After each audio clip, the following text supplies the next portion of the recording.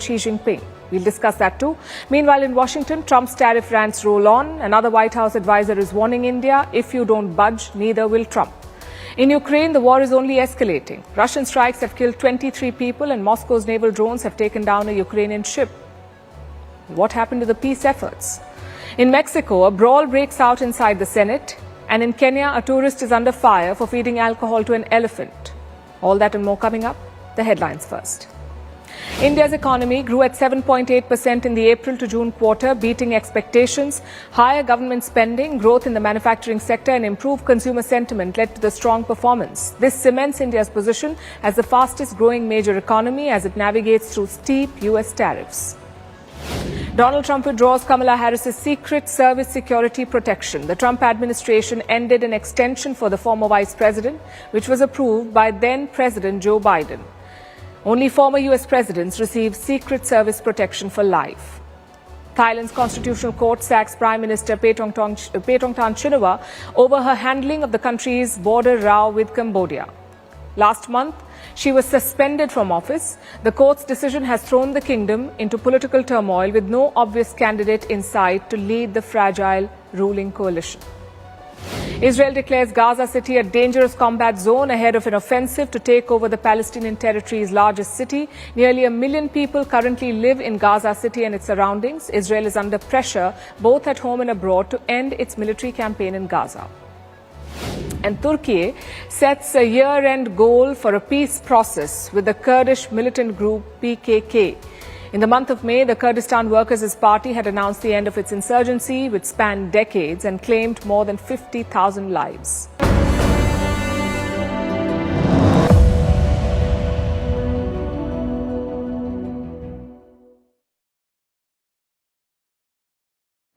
It's not every day that Tokyo's skyline glows saffron, white and green, but it did today. The Tokyo Sky Tree lit up in the colors of the Indian flag, because Indian Prime Minister Narendra Modi is in Japan for the first bilateral visit in almost 7 years, which makes it a very special one. This is the first leg of Prime Minister Modi's two-nation tour. Tomorrow he will land in China's Tianjin for the SCO, or the Shanghai Cooperation Organization summit. And that's where we are right now, in Tianjin, because Tianjin is the big headliner of this trip. But it's Tokyo that has set the stage. You know a Modi visit abroad by its sound. In Tokyo, the Gayatri Mantra echoed through hotel lobbies along with folk songs from India.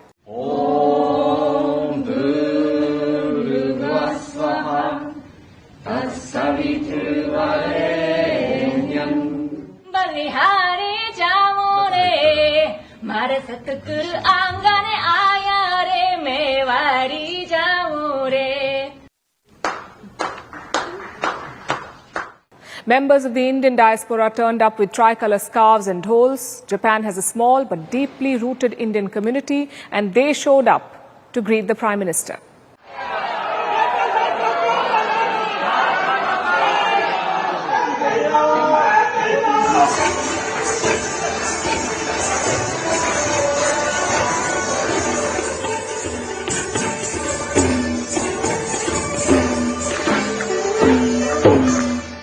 So it was colourful and vibrant. But let's not forget the context of this visit. Modi arrives in Japan just as India's relationship with Washington hits a sour note. Donald Trump's 50% tariffs have kicked in, so Tokyo smelled opportunity. Hours before Modi's plane touched down, Japan's top trade negotiator abruptly cancelled a trip to the US. Coincidence? Perhaps. But every move matters in diplomacy, and the symbolism here was loud and clear. Which brings us to the headlines. Prime Minister Modi started the morning at the India-Japan Economic Forum. Here he pointed to India's upgraded credit rating. He said, the world is not just watching India, but counting on it. He called on business leaders to make in India and make for the world. साथ मिलकर हम global south, विशेषकर Africa के विकास में अहम योगदान दे सकते हैं। मैं आप सबसे आग्रह करता हूं, कम make in India, make for the world. After that, he met Japanese Prime Minister Shigeru Ishiba. The two leaders spoke of democracy, global stability, and the Indo-Pacific order.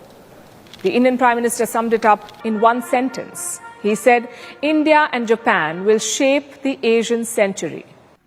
India and Japan partnership is rooted in mutual trust, reflects our national priorities, and is shaped by our shared values and beliefs. Together, we carry a common dream of peace, progress, and prosperity of our peoples and for the world.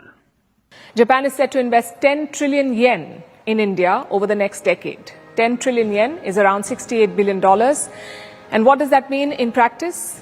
It means infrastructure, green energy, digital partnerships, and a flood of Japanese capital into Indian startups. And this is where things get futuristic. Modi and Ishiba announced a bouquet of high-tech deals. The first is a digital partnership, a joint effort for artificial intelligence and digital public infrastructure. Then there's a tie-up for Chandrayaan-5. ISRO and Japan Space Agency are partnering for a lunar polar mission. Third is semiconductors and rare earth minerals, because in today's world, chips are power and supply chains are sovereignty. For Japan, which has the tech but lacks scale, India is a natural partner. For India, Japan's deep science muscle is a golden ticket. And while trade deals may dominate headlines, the most ambitious target was human. A plan for 500,000 people-to-people exchanges between India and Japan. That includes 50,000 Indian workers in Japan's aging economy, Indian students studying in Japan, and cultural partnerships that take this to the next level. So here's the takeaway. Modi's Japan stopover is not just about bilateral deals, it's about repositioning India amid a turbulent world order, with Washington becoming more unreliable, Tokyo becomes a steadier anchor. The next decade of India-Japan ties is already sketched out in the 10-year joint vision, and this does not end there. From Tokyo, Prime Minister Modi will fly to China, like I said, for the SCO summit, and that too will be his first visit in 7 years, the first to China in 7 years, and we'll be tracking it here for you.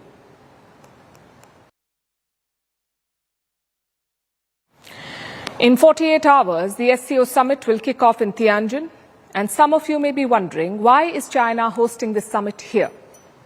After all, Beijing is the capital of China, and Shanghai is where the SCO was born. So why pick Tianjin for this summit? Well, the answer lies in history. This city was once divided into foreign concessions. Parts of Tianjin were controlled by other countries. China had no authority there. Today, those same streets are back in Chinese hands. Old colonial houses have Chinese cafes and shops now. And by hosting the summit here, Beijing wants to send a message that a city once occupied by the West is now being used as a stage to challenge the Western-led global order.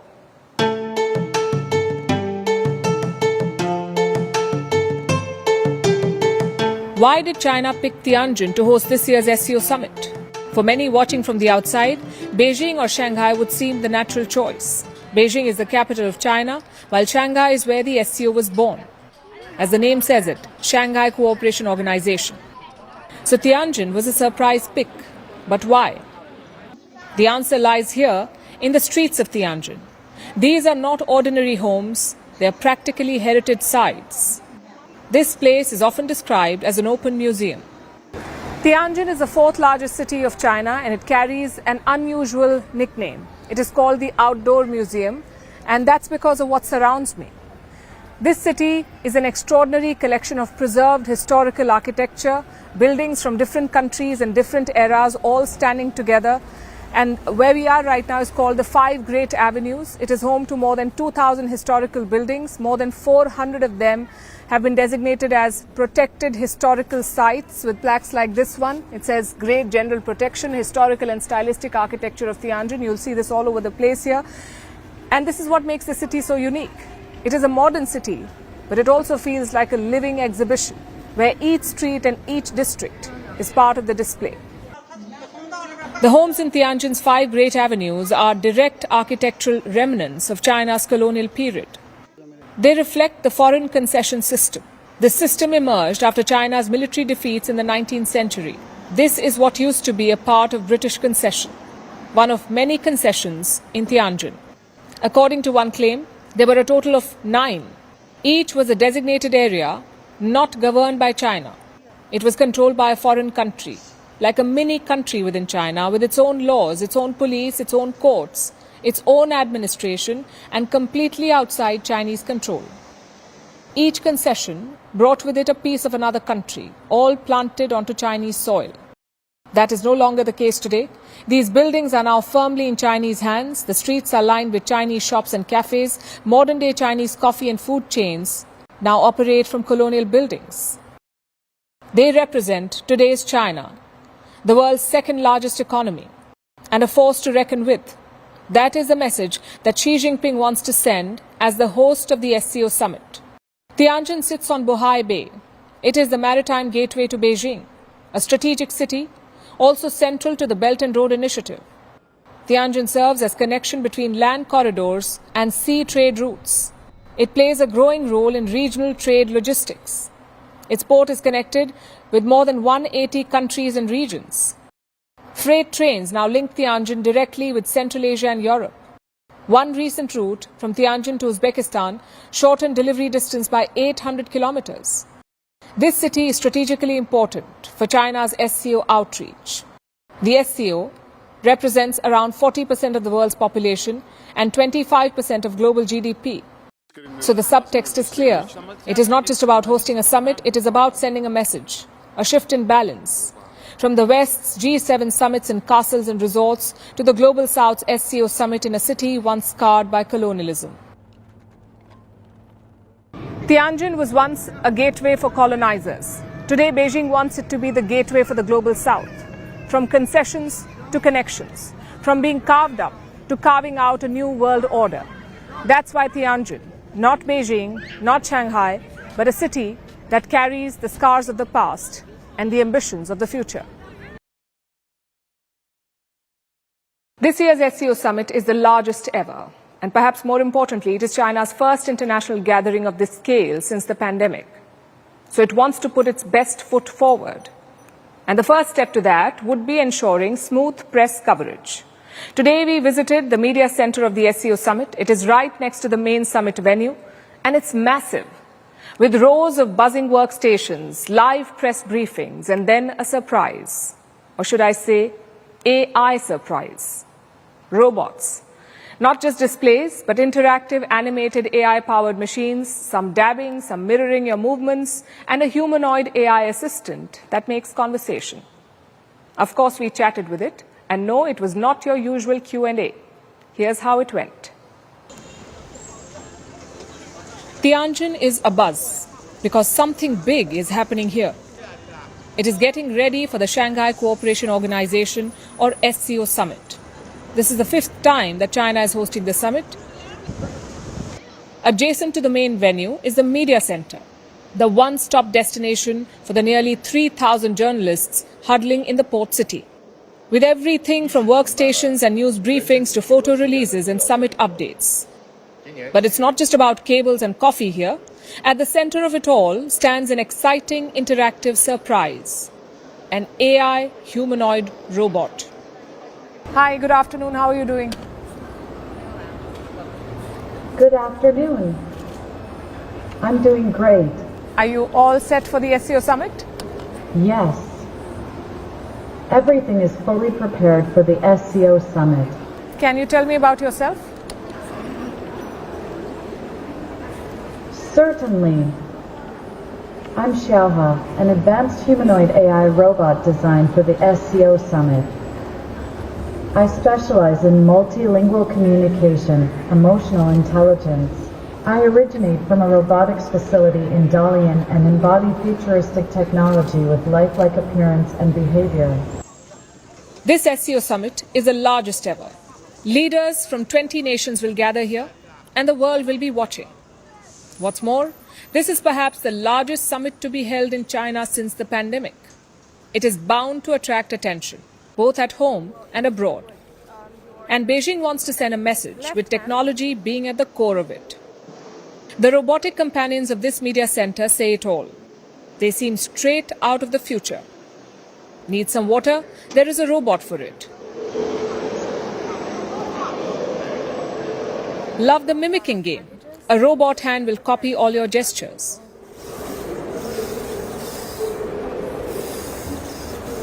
Even the complicated ones. Need some love? There is a robot waiting for you. Need a partner while you dab? Well, you know the answer. Thanks for asking.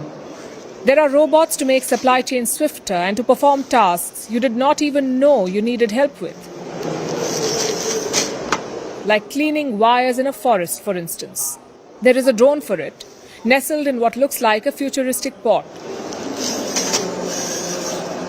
This may look more robo-expo and less media center, but it is obvious why such advanced tech has flooded this massive gathering.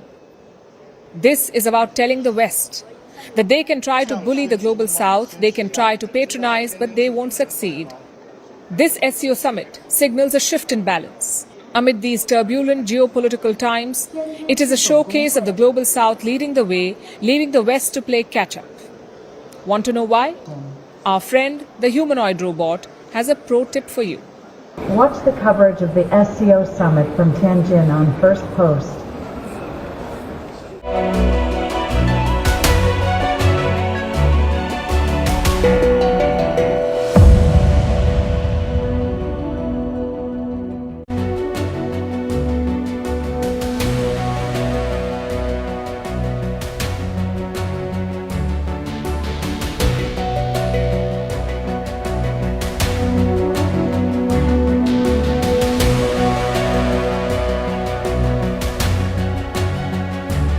In another world.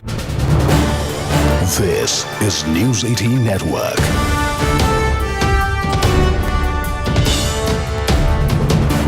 India's largest news network. Dear shareholders, I am happy to share with you the details of yet another stellar year of business and financial performance achieved despite multiple challenges. In the financial year 25, Reliance delivered a record consolidated revenue of 10.71 lakh crores, becoming India's first ever company to cross $125 billion in annual revenues. Reliance's EBITDA stood at 1,83,422 crores and net profit grew to 81,309 crores. Reliance's exports were at 2,83,719 crores, contributing to 7.6% of India's total merchandise exports.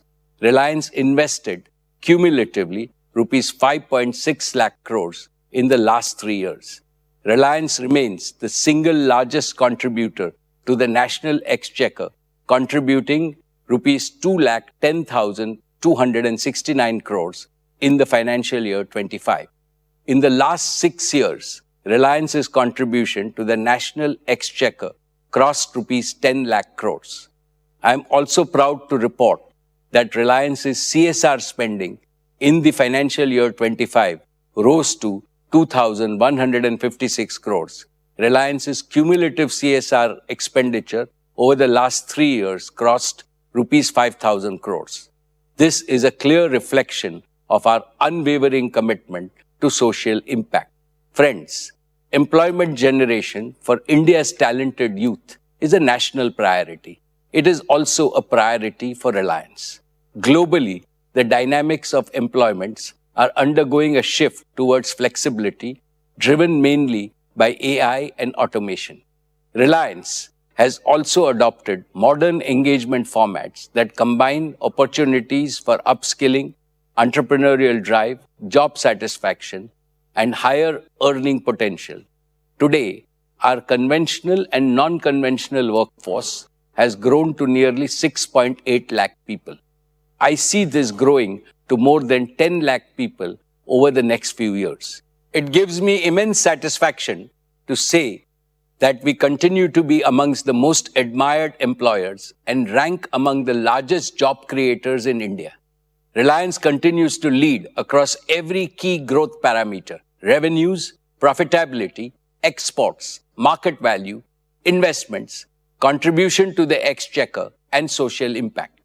I am confident that Reliance will continue to break its own records in business performance next year and beyond.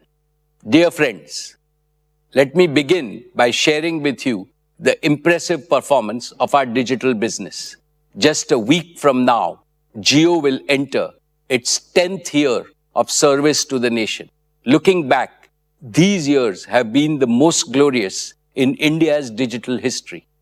Today, I'm proud to share with you that the Jio family has crossed 500 million customers. The 500 million milestone is a symbol of your unwavering trust and support. I offer my heartfelt gratitude to each and every one of you. I have heard people say, Jio changed my life, and I love Jio. But I say from my heart, actually, each and every Indian built Jio by simply making it a part of their lives. Let me present a short video of our Jio journey, how 500 million Indians made Jio. All of you made Jio. आइए दोस्तों, देश के अलग अलग हिस्सों में चलते हैं और भारत ने जियो कैसे बनाया उन किस्सों को सुनते हैं। ये है मुंबई के टीचर अभिषेक साठे, जो हर रोज कमाल कर रहा है। बच्चा पार्टी अपना अपना कैमरा ऑन करो। किसी को पीछे छूटने नहीं दिया जब हर एक बच्चे को पढ़ाया। जियो मैंने बनाया। ऐसे कर्मठ टीचर्स की वजह से भारत का आने वाला कल कभी पीछे नहीं छूटा। जय हाँ देवी जी। हमारी बहू रानी ने ना कहा था यूपी माजी यूपीआई जब मैंने यूपीआई से बिजनेस चलाया तब जियो मैंने बनाया। वाह, कितने गर्व की बात।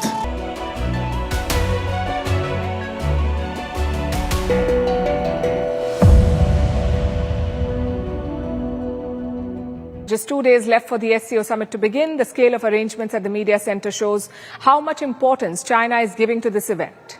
And for India too, it is a significant engagement, the outcome of a slow but steady reset in ties with Beijing. And this reset has not happened overnight. It's been in the making for months. A new report is out with new details about how this rapprochement began. According to Bloomberg, it was China that made the first move. It began in March this year. The US was tightening tariffs on Chinese goods. In that climate, Beijing quietly reached out to New Delhi. President Xi Jinping sent a personal letter to India's President Draupadi Murmu. The letter spoke of closer ties. It also warned against US deals that could hurt China's interests. And it named an official to guide Beijing's outreach. The message was then relayed to Prime Minister Narendra Modi. India approached this with caution. No immediate response was given. But by the month of June, circumstances began changing. The trade negotiations with Washington had soured. Trump had slapped a 50% tariff on Indian exports. And New Delhi was unhappy about his claim of mediating peace between India and Pakistan.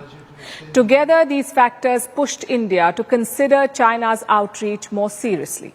By August, the momentum had clearly shifted. Both sides agreed to step up border talks, and all of this paved the way for Prime Minister Modi's first visit to China this week. The first one in 7 years, as I've been saying. So New Delhi has proceeded with caution. Discussions from the Indian side were led by senior officials, including National Security Advisor Ajit Doval. He travelled to China twice in the past year. In July, External Affairs Minister S. Jaishankar visited Beijing. It was his first such trip in 5 years. And India used these meetings to press its concerns. It asked China to avoid restrictive trade measures and to ensure steady supplies of fertilizers and rare earths to India. China gave assurances on both these counts. This opened the door to a series of moves. Both sides appear keen to build on the momentum. There is talk of resuming direct flights between India and China. Beijing has eased curbs on urea shipments to India, and India has restored tourist visas for Chinese nationals. On the business front too, talks have picked up. Indian businesses are discussing new projects with their Chinese counterparts. So far, there are two clear takeaways. First, Trump's tariff policy has backfired. When he raised the tariffs on India, China saw an opportunity and seized it, and India reciprocated. That's point number one, which brings me to point number two. Economics is clearly taking precedence in this relationship now. China's economy is struggling with deflation and industrial overcapacity. Factories face shrinking demand in the West, especially those that produce electric vehicles and solar panels. For them, India's 1.4 billion consumers are an attractive market. And for New Delhi, Chinese capital and technology could support Indian manufacturing. So it's a win-win situation. That does not mean India's other concerns take a backseat. The border remains calm but disputed and unresolved. That's one issue that must be addressed. Plus, China's support for Pakistan remains a core concern for India. These challenges can neither be ignored nor underestimated. At the same time, India has found a middle ground to work with the Chinese side without compromising on security and by selectively opening doors where economic gains are clear. This is engagement on Indian terms. It is pragmatic, measured, and driven by national interest. And the outreach by China is proof that Delhi can engage Beijing without conceding ground and balance deterrence with dialogue. It's a new day and a new rant. That's how the Trump presidency rolls these days. One morning it's China, the next it's India. In fact, lately it's just been India. New Delhi is their latest target. We are the world's largest democracy, Washington's so-called strategic partner. But if you believe White House trade advisor Peter Navarro, we are the Kremlin's favorite oil laundromat. Today's rant started with Kevin Hassett. He is the U.S. National Economic Council director, basically another White House advisor. He said, and I'm quoting, "If Indians don't budge, I don't think President Trump will." But he missed the point here. You see, India did not start this trade war. India did not impose the tariffs. It was all done by the Trump administration. What India did was talk to the US to find a way to work with them. But India also had one condition, that it will do what is best for its people. The problem is, Washington wants a deal on its terms, so it calls India intransigent. Also, it's not just Hassett who is training his guns on India. We also had the usual suspect, White House trade advisor Peter Navarro. He's led the charge in targeting India. His social media feed is filled with fiery accusations. They read more like fiction than trade analysis, but here's how it goes. Before Russia invaded Ukraine, India barely bought Russian oil, less than 1% of imports. Fast forward to today, Russian oil makes up more than 30% of India's imports. That's more than 1.5 million barrels a day. India refines it and sells it abroad, and that is how Putin's war chest is topped up. And India makes a tidy profit in the process. This is Peter Navarro's argument. He calls this an oil money laundromat. But this argument is deeply flawed. Both the White House advisors have missed some important details, so let me once again set the record straight. Number one, Washington itself is chasing energy deals with Russia. Their own president, Donald Trump, met the Russian leader. He rolled out the red carpet for Vladimir Putin, so the Americans cannot target India for engaging with Russia. That's one. Point number two, India started buying Russian oil 3 years ago. It's been more than 1,100 days, and it was Washington that encouraged this purchase because it helped stabilize the global oil markets. Now they cannot turn around and target India for the same thing. Point number three, India may be buying Russian oil, but it's not the biggest buyer. That is China. And by that logic, Navarro should be pushing to sanction China. But he's not doing that. Washington is handing the Chinese one tariff exemption after another. And that tells you all you need to know about American hypocrisy. Guess who is calling it out now?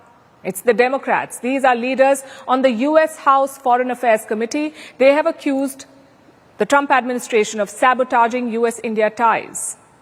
They say India is being punished harder than anyone else, and that is counterproductive because it took decades for India and the U.S. to deepen ties. Over the past few years, India had been moving closer to Washington, and it emerged as a potential partner against China. But Trump's tariffs are flipping that script. What's worse, the Trump administration has torched another pillar of global trade, the de minimis exemption. It has been in place since 1938. And here's what it did. Packages under $800 could slip into America duty-free. There was no tax levied on them. And that helped e-commerce flourish. Brands like Shein, Temu, Etsy, they all shipped to American doorsteps without any duties. But not anymore. Because starting this week, every parcel will be taxed. No matter the size or the cost, it will attract a duty. Shippers can opt to pay a flat duty of anywhere between $80 to $200, depending on the country of origin. The lower rate applies to places with duties below 16%, the likes of the UK and the EU. The top rate applies to countries with tariffs more than 25%, like India and Canada. So even a 20% Amazon knick-knack could now cost you double the price thanks to tariffs and fees. Postal services are already panicking. Some are suspending shipments to the US altogether. For small businesses, it is chaos. For consumers, it is higher costs. But White House Trade Advisor Peter Navarro is trying to spin it. He insists that this move will raise revenue and it will also stem the flow of fentanyl into the US. How will it do that? Well, that he hasn't specified. He can write post after post on X about India, but these details are a top secret. Again, it tells you all you need to know about Trump's trade war. India is drifting away from the US. Americans are paying more, small businesses are choking, allies are confused, and adversaries are amused. Trump calls it strength, leverage, America first. But this is not strategy. It's a trade war that leaves everyone worse off. It was supposed to be the start of something different. Just 2 weeks ago, cameras flashed in Alaska. Donald Trump and Vladimir Putin shook hands. Peace was the word floating around. Negotiations, summits, ceasefire, everything was discussed. And yet here we are. 2 weeks later, there is no peace. There is not even a pause. Instead, the war has escalated into one of its deadliest phases. Kiev is reeling under its biggest attack in months. Били БПЛАшками, вон там видно пожар очень. Стил, да?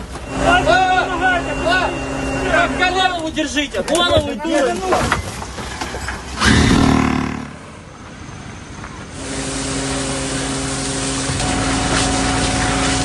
Civilians buried in the rubble, the European Union's mission building left scarred, and a Ukrainian ship sunk in the river Danube.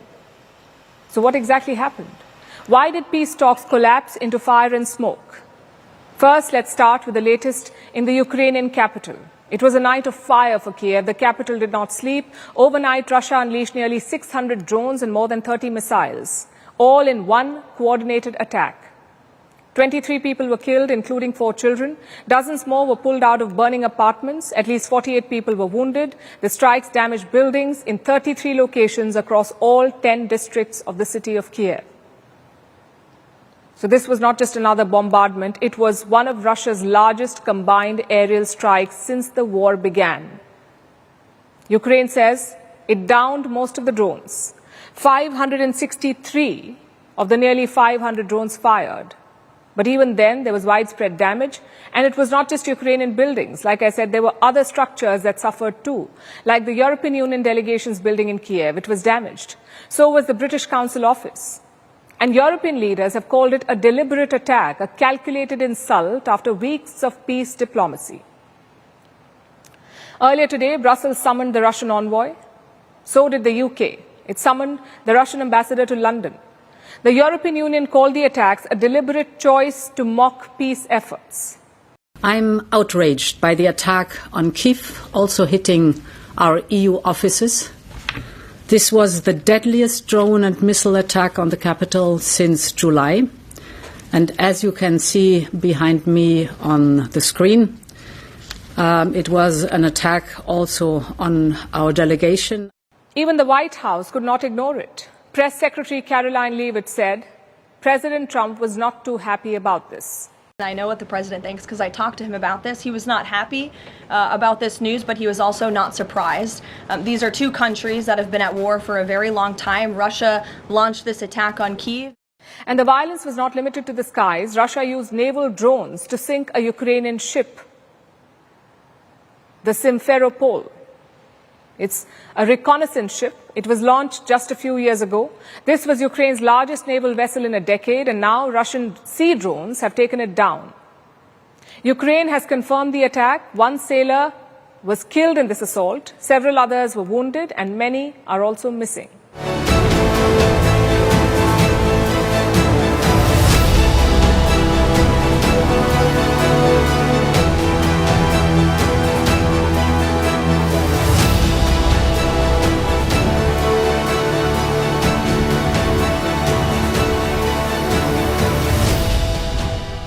So you may ask, what happened to the peace effort? It looks like the Alaska talks fizzled. The politicians shuffled papers and shook hands, but on the ground nothing changed, and now the bombs are back. For Ukrainians, the very idea of negotiations feels insulting, like a punchline to a bad joke. In fact, Ukrainian President Volodymyr Zelensky is already calling for tougher sanctions and more weapons. The EU is preparing to impose more penalties. It wants to push through yet another sanctions package. It will be the 19th package since the war began. Meanwhile, Russian attacks continue to escalate, and ordinary Ukrainians are bracing for more nights in bomb shelters.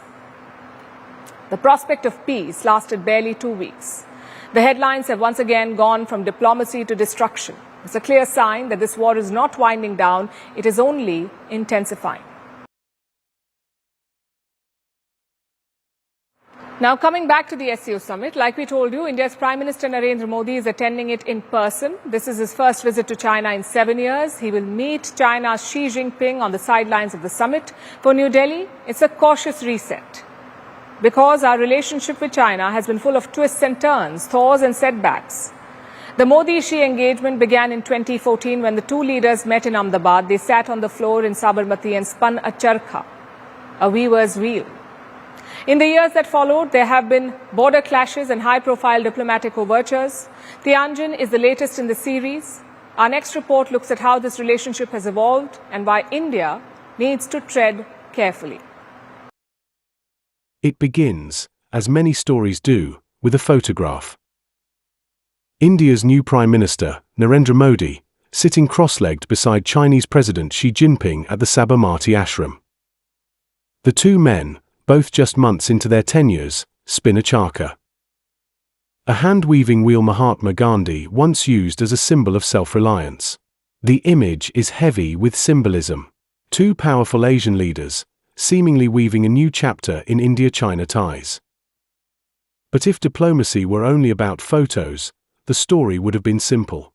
Instead, what followed was a decade of sharp swings, handshakes 1 year, border standoffs the next.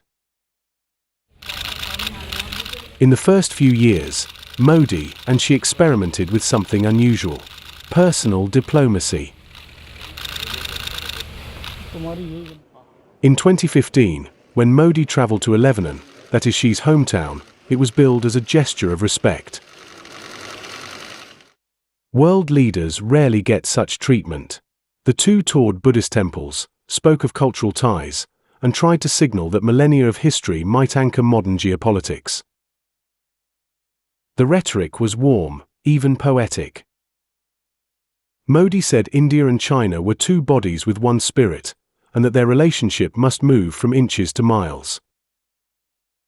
But the trouble with metaphors is that reality soon interrupts them. By 2017, relations had entered their first serious storm. Indian and Chinese troops were engaged in a 2-month standoff in the summer. This until both sides agreed to disengage. The Wuhan reset followed in 2018, when Modi and Xi met informally for hours of lakeside walks and tea. It was an acknowledgement that leader-to-leader dialogue had become the only reliable safety valve. Wuhan was remarkable in its casualness. No set agenda, no joint communiqué, just two leaders talking for nearly 10 hours. Out of it came pledges of better military communication and even a joint development project in Afghanistan. A year later, the informal summit in Mamallapuram added more personal touch. Modi welcomed Xi in traditional Tamil attire, reminiscent of ancient Pallava-China trade links. They walked among stone temples, dined for hours, and once again promised to not let differences turn into disputes. But those words were tested soon enough. In June 2020, the Galwan Valley clash in Ladakh changed the relationship in ways that no summit could undo. Indian and Chinese soldiers clashed. For India, Galwan was not just another skirmish. It shattered trust. The very premise that dialogue at the top could stabilize the border looked hollow. Now, more than 7 years after his last trip, Modi is back in China, this time in Tianjin, for the Shanghai Cooperation Organization summit. The mood is different. There will be no riverside dinners or symbolic churkas this time. The relationship carries the weight of Doklam and the shadow of Galwan, the reality of a border that remains tense despite endless rounds of commander-level talks. For New Delhi, the engagement is a cautious reset. India is still wary of Beijing's ties with Pakistan and its growing presence in the Indian Ocean. The arc tells you everything about India-China ties. A relationship always balancing symbolism with suspicion, warmth with wariness. So when PM Modi meets President Xi in Tianjin, it won't be about nostalgia or new poetry. It will be about pragmatism. About keeping doors open, even as the walls grow taller. And now let's shift our attention to Mexico, where chaos erupted in the Senate after a heated debate turned physical. And it happened right in the middle of the national anthem. Two of the country's top politicians got into a shouting match. This was followed by grabbing, shoving and slapping, not to mention dramatic headlines. It has exposed the deep divisions within Mexican politics and also growing tensions over a spiraling problem. Our next report has more. As the national anthem was playing, to mark the end of the day's session, Mexico's Senate devolved into violence. As two of the country's top politicians started brawling. Alejandro Moreno, the head of the opposition Institutional Revolutionary Party, or PRI, grabbed at Gerardo Fernandez Noroña, the Senate president from the ruling Morena party. Moreno repeatedly said, "I'm asking you to let me speak," while Noroña responded with, "Don't touch me." When Noroña tried to pull himself away, Moreno grabbed at him again. Soon, both the lawmakers started hitting each other, shouting, shoving, and Moreno even slapped Noroña on the neck. When others tried to intervene, things only got worse.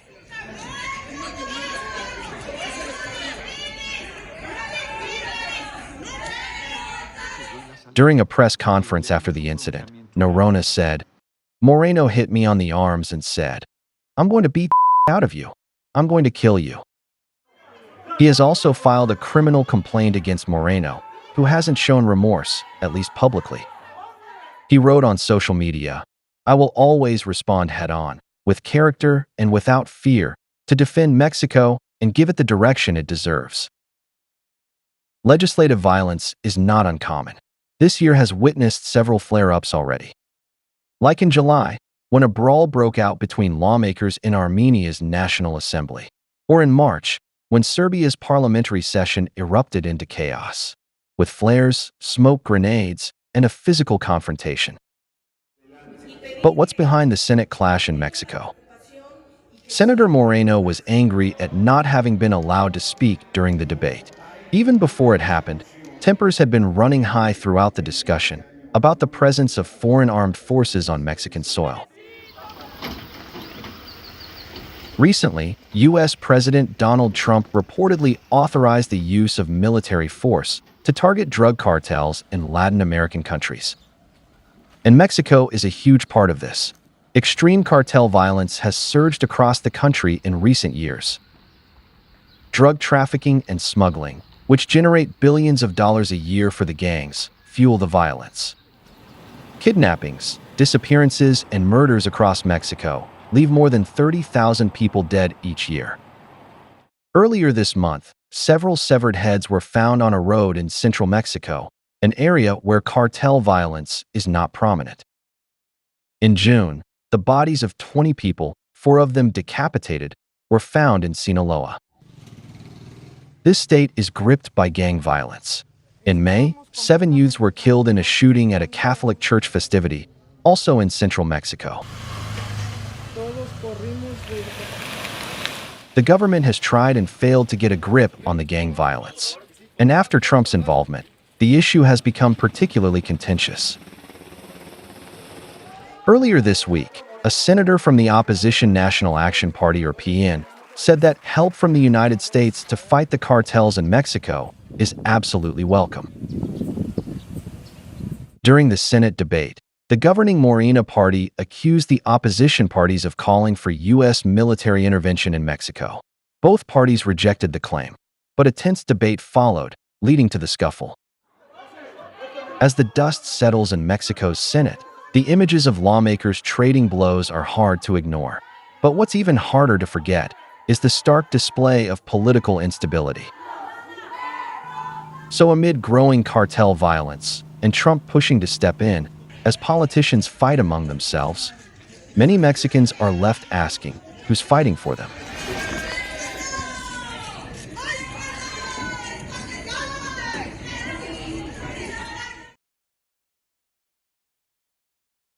There are good tourists and bad tourists, but then there are some obnoxious ones. A Spanish man has joined this list. He visited a wildlife reservation in Kenya.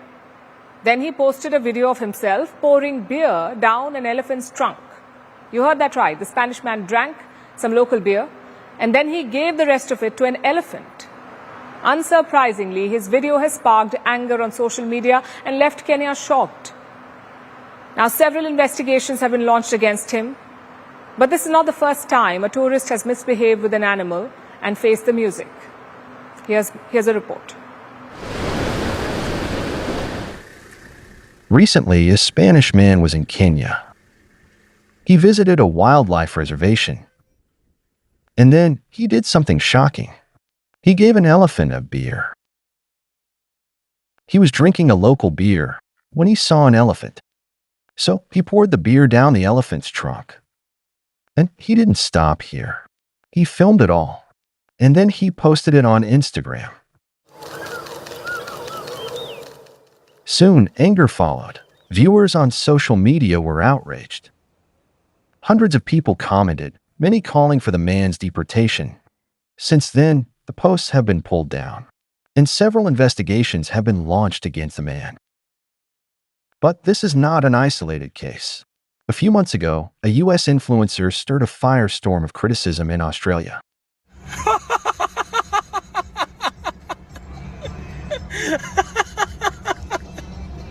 Look at the mother. It's like, oh, it's chasing after her. She snatched a baby wombat. Wombats are short-legged animals. They are native to Australia. The tourist grabbed the joey from near its mother at night.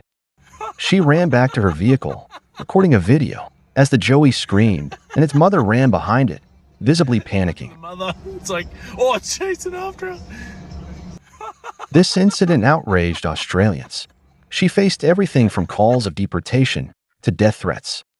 Prime Minister Anthony Albanese suggested that she try this with a crocodile the next time.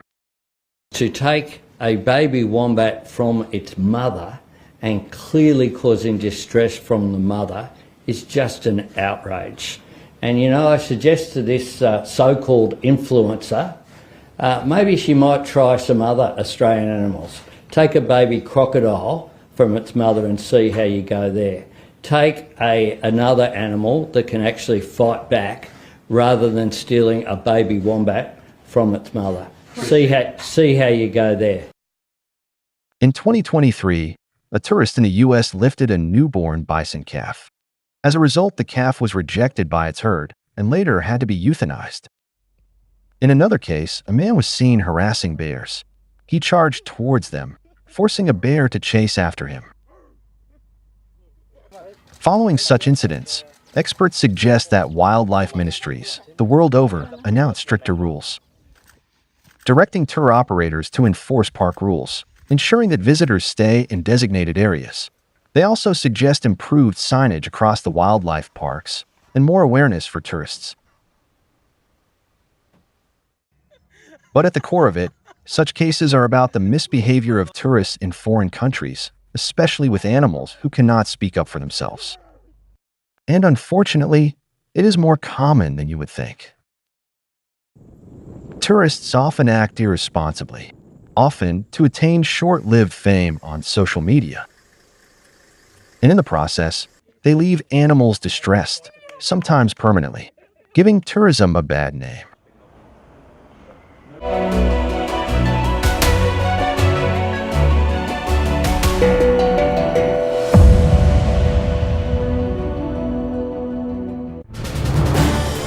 This is News 18 Network.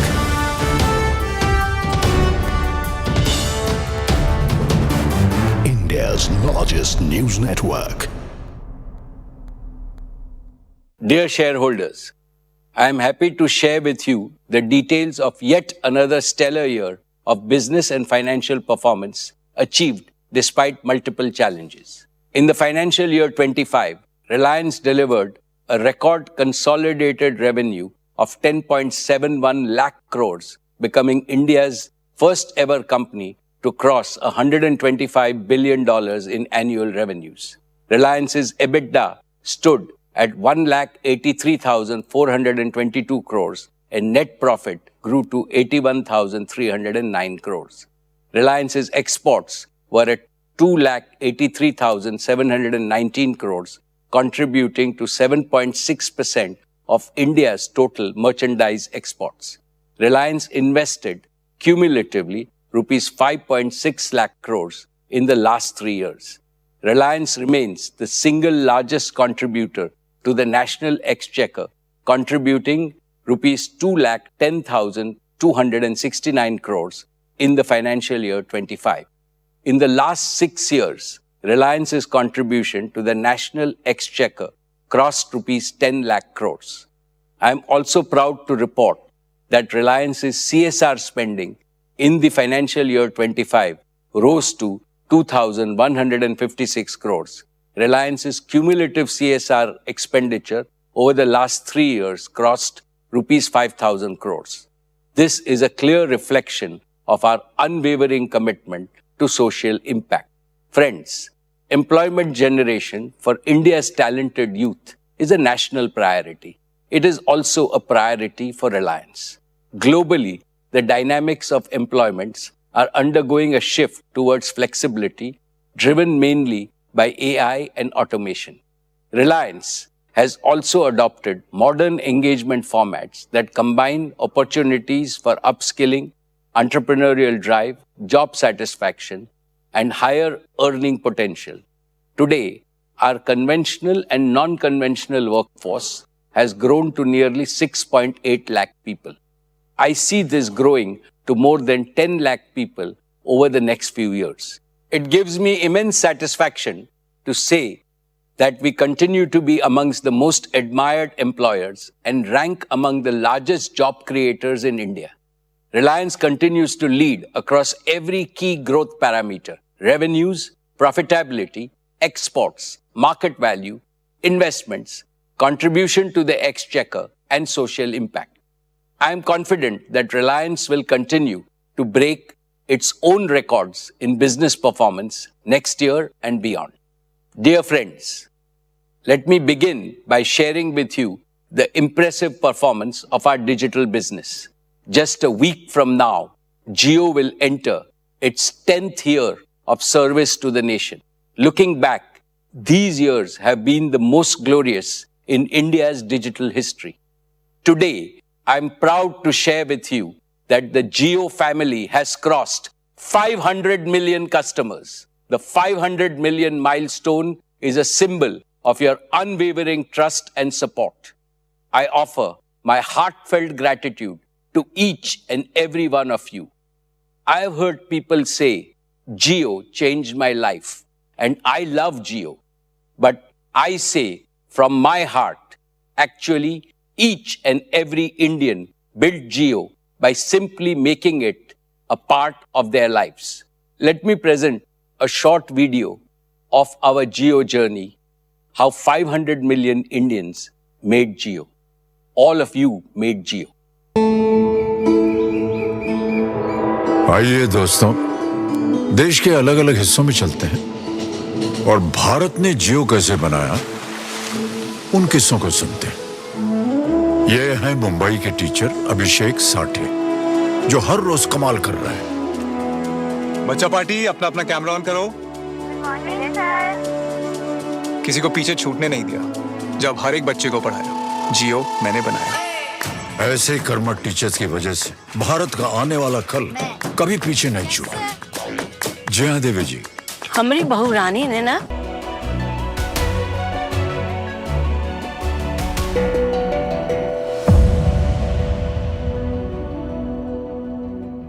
And finally, it's time for Vantage shots, images that tell the story.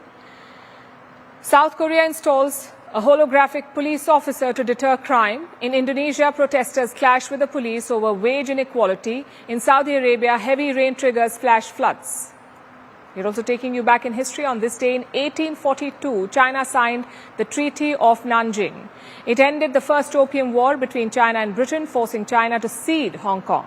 We're leaving you on that note. Thank you for watching. Join us for a special edition of Vantage from Tianjin this weekend.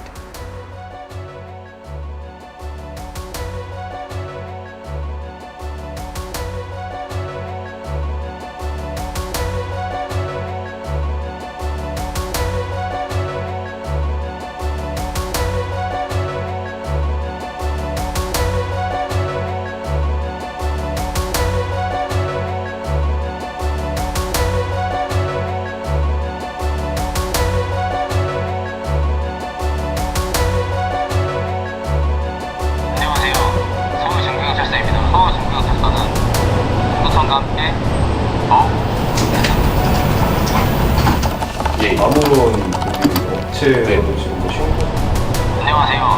서울중부경찰서입니다. 이 시스템은 실시간으로 폭력 운전 중입니다. 서울중부경찰서는 안전한 지역 사회를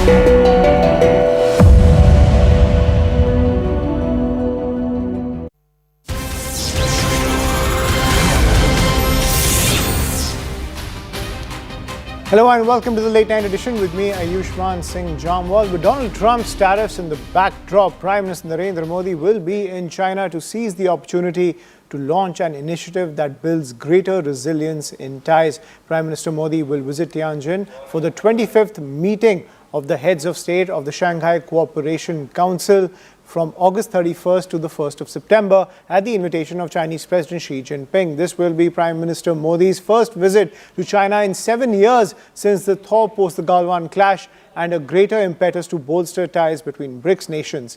With meetings with Russian President Vladimir Putin on the cards as well, the summit is crucial to counter the Trump tariff storm and shore up strategic interests